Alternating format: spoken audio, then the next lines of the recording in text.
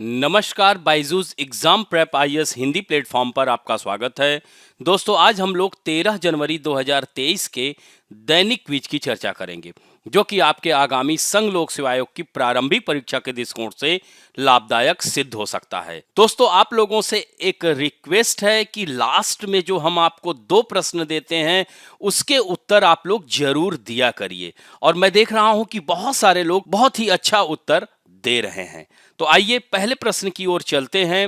निम्नलिखित में से कौन सा त्योहार जनवरी में नहीं मनाया जाता है? मकर संक्रांति, पोंगल, कटी बिहू, लोहड़ी।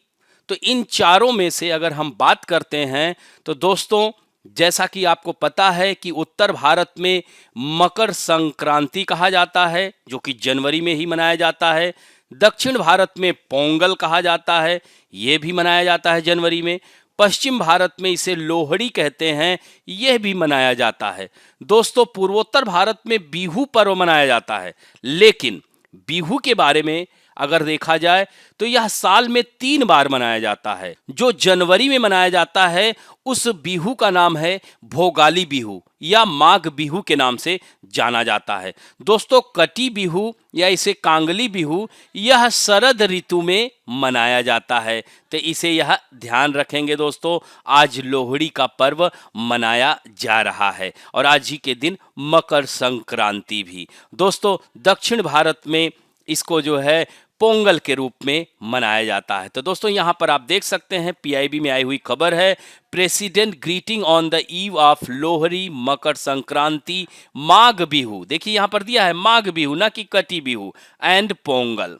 तो यह देख सकते हैं, तो यहां पर देख सकते हैं कि मकर संक्रांति के दिन सूर्य और विष्णु पूजा का महत्व है। पोंगल के दिन नंदी और गाय पूजा होती है। सूर्य पूजा, लक्ष्मी पूजा का महत्व है। दोस्तों, लोहड़ी पर्व पर माता सती के साथ ही अग्नि पूजा का महत्व है। तो देख सकते हैं कि भारत हमारा विविधताओं वाला देश है। यहाँ पर ढेर सारी विविधताएं पाई जाती हैं, इसीलिए विविधता में एकता का प्रतीक है हमारा भारत।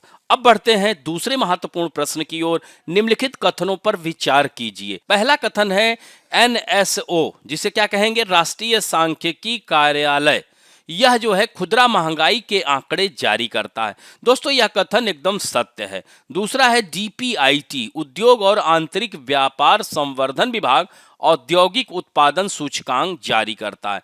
दोस्तों, यह कथन असत्य हो जाता है, क्योंकि औद्योगिक उत्पाद सूचकांक इसे सांख्यिकी और कार्यक्रम कार्यान्वयन मंत्रालय के अंतर्गत राष्ट्रीय सांख्यिकी कार्यालय यानी एनएसओ द्वारा मासिक रूप से संकलित और प्रकाशित किया जाता है।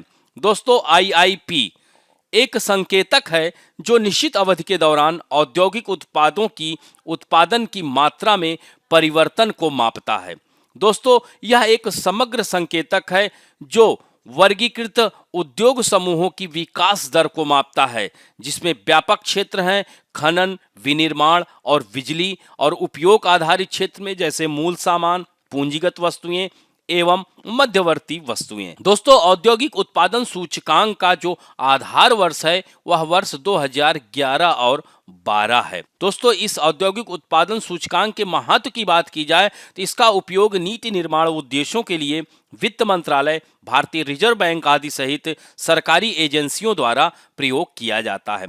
दोस्तों, यह त्रैमासिक और अग्रिम सकल घरेलू उत्पाद अनुमानों की गणना के लिए औद्योगिक उत्पाद सूचकांक अत्यंत प्रासंगिक बना हुआ है। दोस्तों, यह 8 प्रमुख क्षेत्रों के उद्योग उनके भार के घटते क्रम में, जैसे रिफाइनरी उद्योग, बिजली, स्टील, कोयला, कच्चा तेल, प्राकृतिक गैस, सीमेंट, उर्वरक, इन सब क्षेत्रों को कवर करता है। तो इससे संबंधित द इंडियन एक्सप्रेस में आई हुई खबर है, इसे जरूर देखेंगे। और दोस्तों, औद्योगिक उत्पादन सूचकांक के बारे में यहां पर हमने पॉइंट दिया है, इसे भी नोट डाउन कर लीजिएगा। अब बढ़ते हैं तीसरे महत्वपूर्ण प्रश्न की ओर।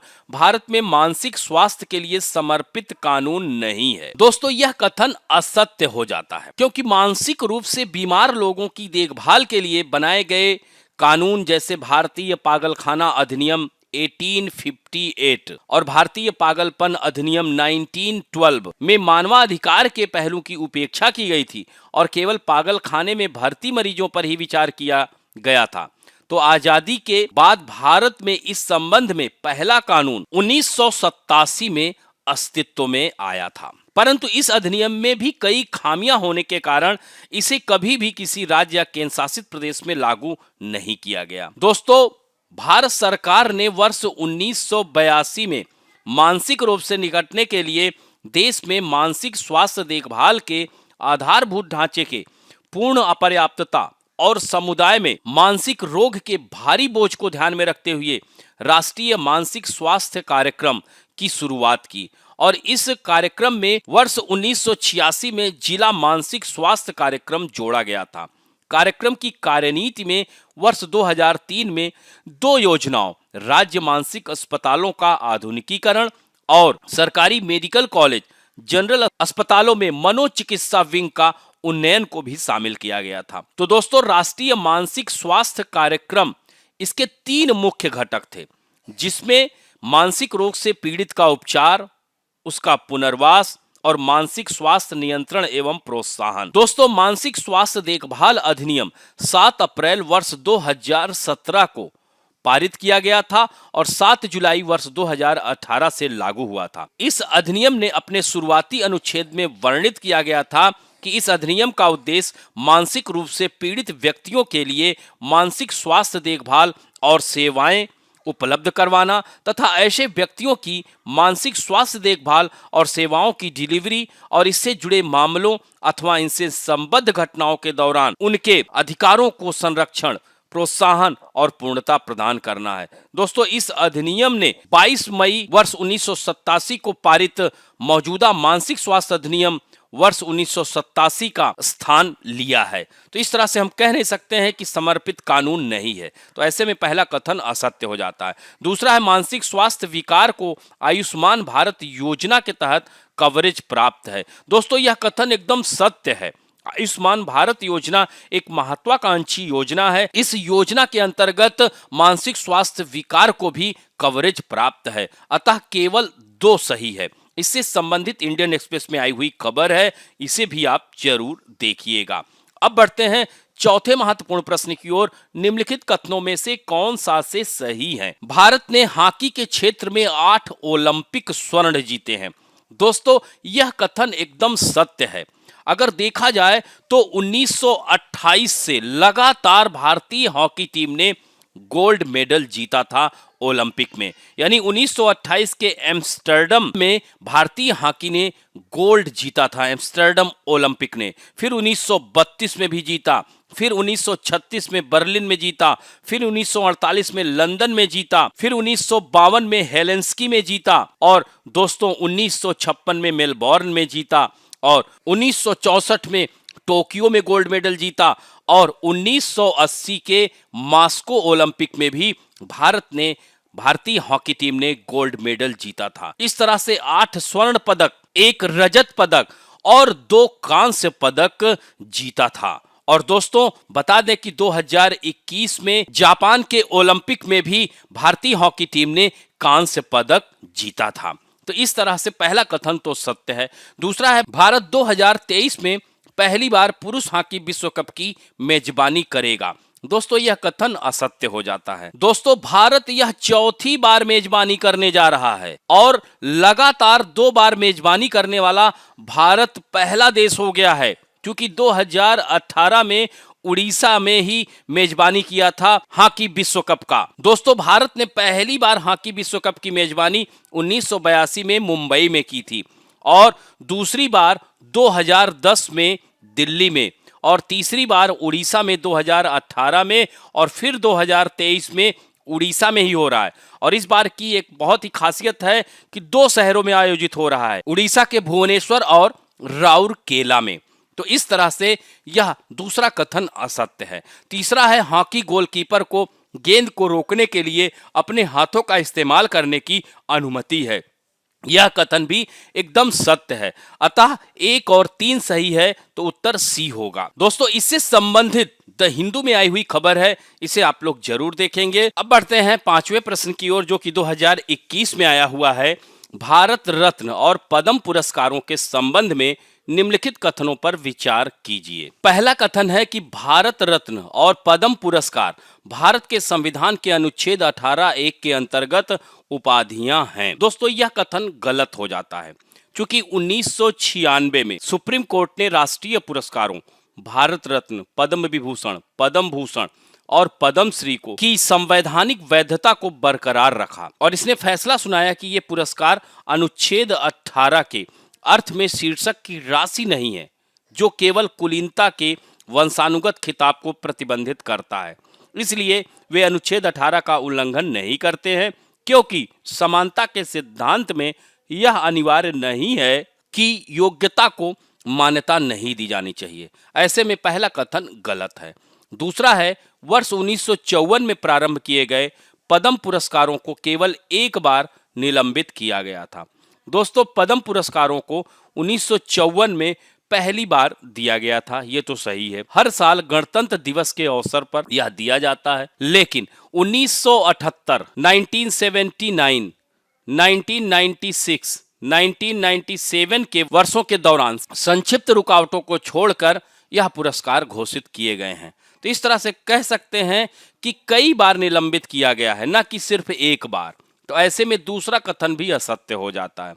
तीसरा है, किसी वर्ष विशेष में भारत रत्न पुरस्कारों की अधिकतम संख्या 5 तक सीमित है। दोस्तों, यह तीसरा कथन भी गलत है, क्योंकि भारत रत्न पुरस्कार एक वर्ष में सिर्फ 3 लोगों को ही दिया जा सकता है। तो क्रम से देखा जाए तो सबसे ऊपर भारत रत्न है, फिर पद्म विभूषण है, फिर पद्म भूषण है, फिर पद्मश्री है। ये क्रम से याद रखिएगा दोस्तों। और दोस्तों, भारत रत्न देश का सर्वोच्च नागरिक सम्मान है।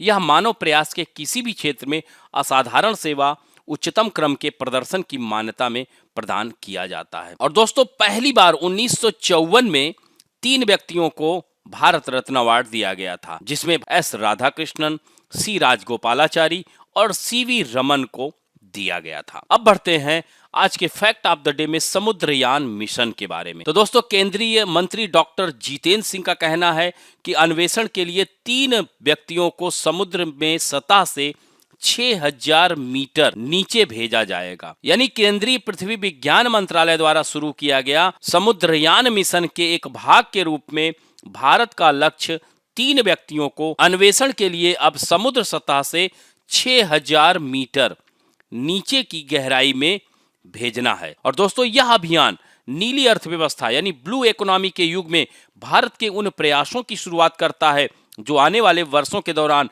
भारत की समग्र अर्थव्यवस्था के निर्माण में एक प्रमुख भूमिका निभाने जा रहा है। तो दोस्तों, इसमें मत्स्य नामक एक वाहन, दोस्तों इसे मत्स्य 6000 कहा ही जाएगा, वाहन खनिजों जैसे गहरे समुद्र के संसाधनों की खोज के लिए 3 व्यक्तियों को समुद्र में 6000 मीटर की गहराई तक ले जाएगा और इस अभियान को अगले 3 साल में साकार होने की संभावना है। दोस्तों, इस वाहन का डिजाइन तैयार कर लिया गया है और वाहन के विभिन्न उपकरणों, घटकों की प्राप्ति का कार्य भी प्रगति पर है। यह वाहन मानव युक्त समर्सिबल निकल, कोबाल्ट, दुर्लभ मृदा तत्व, मैग्नीज आदि से समृद्ध खनिज संसाधनों की खोज में गहरे समुद्र में मानव द्वारा प्रत्यक्ष अवलोकन की सुविधा प्रदान करने के साथ ही विभिन्न नमूनों का संग्रह करता है, जिनका उपयोग बाद में विश्लेषण के लिए किया जा सकता है। दोस्तों, केंद्र ने 5 साल के लिए 4077 करोड़ रुपए के कुल बजट में गहन सागर मिशन की स्वीकृति दी थी। यानी 3 वर्षों 2021 से 24 के लिए पहले चरण की अनुमानित लागत 2823.4 करोड़ रुपए है। दोस्तों, यह समुद्रयान अभियान, इसके बारे में थोड़ा सा जान लीजिए कि पृथ्वी विज्ञान मंत्रालय ने 2021 में चेन्नई में भारत का पहला मानव सागर मिशन समुद्रयान लॉन्च किया था और इस अद्वितीय महासागर मिशन के साथ भारत समुद्री गतिविधियों से जुड़ी प्रौद्योगिकियों और वाहनों के मामले में अमेरिका, रूस, फ्रांस, जापान और चीन जैसे देशों के क्लब में शामिल हो गया है। दोस्तों, समुद्रयान मिशन स्वच्छ ऊर्जा, ब्लू इकोनॉमी के लिए महासागर संसाधनों का पता लगाकर अधिक विकास के रास्ते खोलेगा। विकसित देश पहले ही इसी तरह के समुद्री मिशनों को अंजाम दे चुके हैं, लेकिन भारत विकासशील देशों में पहला देश है जिसने गहरे समुद्र में मिशन को अंजाम दे रहा है। दोस्तों, समुद्रयान मिशन का उद्देश्य है कि दुर्लभ खनिजों के गहरे समुद्रों की खोज, जैसा कि हम आपको पहले भी बताए हैं कि समुद्र के अंदर ढेर सारे खनिज संसाधन हैं, खासकर इंडियन ओशियन में बहुत सारा, उसको रत्नगर्भा कहा जा रहा है। और दोस्तों, इस तरह से हम कह सकते हैं कि जो भारत की जो समुद्री स्थिति है बहुत ही अनूठी किस्म की है। 7,516.6 किलोमीटर की तट रेखा है, 9 राज्य तट पर स्थित हैं और केंद्र शासित प्रदेशों को भी मिलाया जाए तो 1382 द्वीपों का घर है यह समुद्र। तो इस मिशन का उद्देश्य है कि केंद्र सरकार के न्यू इंडिया के दृष्टिकोण को बढ़ावा देना है, जो विकास के 10 प्रमुख आयामों में से एक के रूप में नीली अर्थव्यवस्था पर प्रकाश डालता है। दोस्तों, आज के लिए आप लोगों के लिए पहला प्रश्न है कि पहला मरणोपरांत भारत रत्न किसे मिला था और कब मिला था। दूसरा महत्वपूर्ण प्रश्न है कि आयुष्मान भारत योजना की शुरुआत कब हुई थी और यह किस मंत्रालय के अंतर्गत आता है। तो इस तरह से इन दोनों प्रश्नों के उत्तर जरूर दीजिएगा। आशा करता हूं कि आज का वीडियो आप लोगों को अच्छा लगेगा। यदि अच्छा लगे तो प्लीज लाइक, शेयर, सब्सक्राइब और बेल आइकन दबाना ना भूलें। धन्यवाद।